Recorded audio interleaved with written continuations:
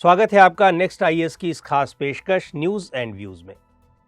पिछले दिनों हरियाणा और हिमाचल प्रदेश में फ्लैश फ्लड और लैंडस्लाइड्स की वजह से चंडीगढ़ मनाली हाईवे बंद कर दिया गया। कई दिनों से लगातार भारी बारिश हो रही थी, जिसकी वजह से वहां बाढ़ जैसे हालात पैदा हो गए थे। न्यूज़ एंड व्यूज़ के आज के एपिसोड में हम फ्लैश फ्लड की ही चर्चा करेंगे और जानेंगे कि ऐसा होता क्यों है। फ्लैश फ्लड क्या है, इसका अंदाज़ा तो इसके नाम से ही लग जाता है। दरअसल ये उस सिचुएशन को कहते हैं जब 6 घंटे या उससे भी कम समय में बाढ़ जैसे हालात बन जाते हैं। गवर्नमेंट डेटा पर नज़र डालें तो Assam state disaster management authority के मुताबिक भारत दुनिया में बांग्लादेश के बाद दूसरा बाढ़ से सबसे बुरी तरह प्रभावित देश है। यानी बांग्लादेश के बाद दुनिया का दूसरा worst flood affected country Bharat ही है। दुनिया भर में बाढ़ की वजह से जितनी मौतें होती हैं, उनमें से 1/5 मौतें भारत में ही होती हैं। फ्लैश फ्लड की सिचुएशन अक्सर चेन्नई और मुंबई में भी देखने को मिलती है। फ्लैश फ्लड की सिचुएशन अक्सर तब आती है जब बादल फटते हैं या अचानक बहुत तेज़ और लगातार बारिश होती रहती है। भारत में फ्लैश फ्लड की फ्रीक्वेंसी काफ़ी ज़्यादा है और इसका कारण ये है कि यहाँ होने वाली कुल मानसूनी बारिश का 75% हिस्सा सिर्फ जून से सितंबर के बीच में ही बरस जाता है।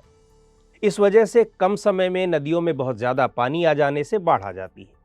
इसके अलावा किसी बांध यानी डैम में जब उसकी कैपेसिटी से ज़्यादा पानी आ जाता है, तब भी फ्लैश फ्लड की सिचुएशन बन जाती है।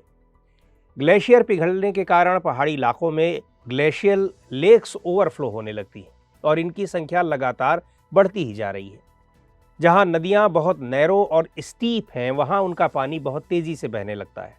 इसके अलावा ओडिशा, पश्चिम बंगाल, आंध्र प्रदेश और दूसरे प्रदेशों के तटीय इलाकों में डिप्रेशन और साइक्लोनिक स्टॉर्म्स भी फ्लैश फ्लड की वजह बनते हैं।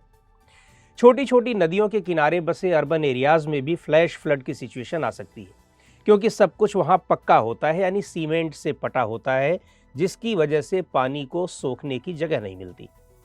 जंगलों में आग लगने की घटनाएं भी बढ़ रही हैं, इनसे भी फ्लैश फ्लड आ सकता है, क्योंकि आग हरियाली को ख़त्म करके मिट्टी को कमज़ोर करती है और मिट्टी की वाटर एब्जॉर्बिंग पावर कम हो जाती है। फ्लैश फ्लड के इम्पैक्ट की बात करें तो ये इतना अचानक होता है कि इसमें लोगों को बचने का मौका नहीं मिलता। लोग यदि ट्रैवल कर रहे हों, उस दौरान यदि वाटर लेवल बहुत बढ़ जाए या तेज़ बहते हुए पानी की चपेट में लोग आ जाएं, तो ये मामला और भी गंभीर हो जाता है। जो लोग अपने घरों में होते हैं या काम धंधे में लगे होते हैं, उन्हें भी अपनी प्रॉपर्टी बचाने का कोई मौका नहीं मिलता। शहरी इलाकों में होने वाला ये नुकसान सिर्फ उसी प्रदेश या देश तक सीमित नहीं रहता, बल्कि इसके प्रभाव इससे कहीं ज़्यादा होते हैं। फ्लैश फ्लड से बड़ी मात्रा में सॉइल इरोजन भी होता है। हालांकि चट्टानों वाली जगहों पर कटाव नहीं हो पाता, लेकिन जिस जगह मिट्टी का कटाव होता है, वो मिट्टी बहकर बाढ़ वाले मैदानों में आकर जमा हो जाती है। पहाड़ी इलाकों में फ्लैश फ्लड से लैंडस्लाइड की घटनाएं होती हैं, जिससे मलबा नीचे जाकर सड़कों को जाम कर देता है, या फिर यदि नीचे कोई बस्ती है तो वहां के लोगों को नुकसान पहुंचाता है।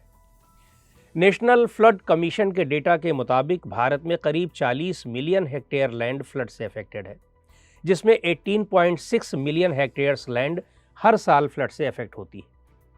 फ्लड मैनेजमेंट के लिए फ्लड प्लेन जोनिंग को एक इफेक्टिव नॉन स्ट्रक्चरल मेजर माना गया है। फ्लड प्लेन जोनिंग में इलाकों को अलग अलग पैरामीटर्स पर मार्क किया जाता है, जैसे किसी इलाके में कितनी बाढ़ आती है, उनकी फ्रीक्वेंसी क्या है, उन इलाकों में किस लेवल तक डेवलपमेंट हो सकता है जिससे बाढ़ की सिचुएशन में कम से कम नुकसान हो पाए, इत्यादि। 1975 में सेंट्रल गवर्नमेंट ने स्टेट्स को एक model draft bill for flood plain zoning legislation भेजा था, जिसे स्वीकार करते हुए मणिपुर, राजस्थान, उत्तराखंड जैसे कुछ स्टेट्स ने अपने अपने राज्यों में इस बारे में कानून बनाए हैं।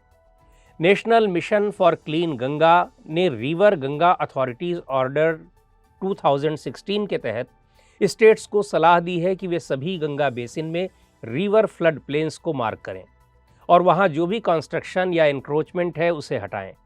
इसमें गंगा के अलावा उसकी सहायक नदियों को भी शामिल किया गया है। 2020 में मिनिस्ट्री ऑफ अर्थ साइंसेज ने साउथ एशियन कंट्रीज़ के लिए फ्लैश फ्लड गाइडेंस सर्विसेज की शुरुआत की है। इसमें भारत के अलावा बांग्लादेश, भूटान, नेपाल और श्रीलंका है।